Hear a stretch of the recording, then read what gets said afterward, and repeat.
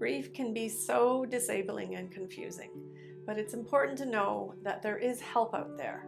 But before you decide to seek some support, I want you to know what my goals in grief counseling would be, because that's going to help you make a very important decision if you understand the goals and the values of grief counseling. If exploring all topics grief-related appeals to you, please subscribe to our Grievolution community, turn on the notifications, and then join us every time a new topic is discussed here. Hi, my name is McRogers, and I'm a therapist who's dedicated many years to supporting grief. So please join us in grief support that works. Today we're going to be exploring how grief counseling helps you cope with loss in your life. In my own grief work and in my work as a grief therapist, I have come to appreciate the value of knowing the goals of counseling. It's hard to make a commitment unless we know what we're aiming for. So today I'm going to be sharing some of my beliefs about grief and how grief counseling can help you move into being with your grief, how it will help you have a strong relationship with your own unique grief. When we are doing our grief work, most of us are looking for a roadmap in terms of how do I do this? What direction do I go in? So it's very difficult to think of engaging in grief counseling when we're already feeling so vulnerable through the grief that we're experiencing. It can be so intimidating. So what we need to know is, what are we aiming for in order to make this commitment to grief counseling? So today we're going to go over the goals of grief counseling in my practice. So for the next few minutes, we're going to be talking about my beliefs around grief, and we're going to talk about the impacts and risk of grief with and without grief counseling. So first, we're going to look at life without grief. There's you and there's your life, and you're compatible and you're living life to the fullest. And the concept of grief is something off in the distance. Easy to deny, easy to pretend it's not there, easy to live life as though it's not a threat. And then loss enters your world, and you become immediately surrounded by loss, and life is something that is just out of reach. Life then becomes the concept that is beyond your reach. This is necessary in early grief because what has happened to you is going to demand all of your attention.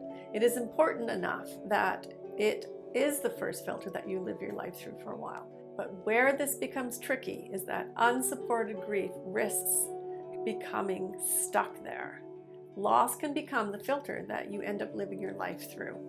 You can become fearful. You can become fearful of living and loving to the fullest. You can become fearful of taking risks.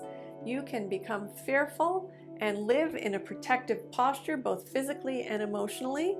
Sometimes it involves guilt, sometimes it involves hypervigilance, but it always involves fear. It doesn't allow being present, and it doesn't allow a future that allows you to live and love fully.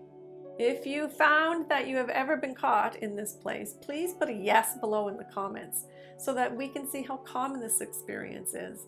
And we can know that in our Grievolution community, this is a place of a natural occurrence, and therefore there is something that we can do to address it. But here's the good news. If you do your grief work, you can find ways to have a newly defined you and a future and a presence that incorporates, that integrates the loss you've experienced, and that allows you to have your you, your newly defined you, and your life along with your grief. This is the goal of grief counseling.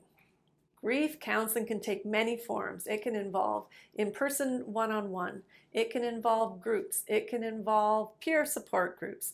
It can involve art therapy. It can involve somatic movement therapy. It can involve grief yoga. It can involve creative undertakings with writing. We all learn and we all process differently.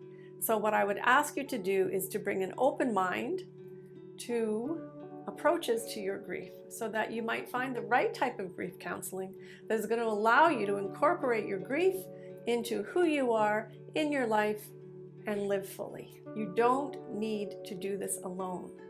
So let's do grief differently. And as always, doing your grief work involves self-compassion. So please, kind thoughts, kind words, and a kind heart when you're doing your grief work.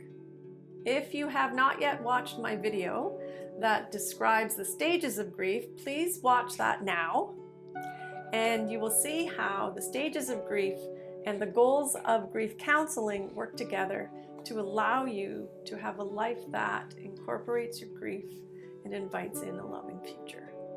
Thank you as always. Take care.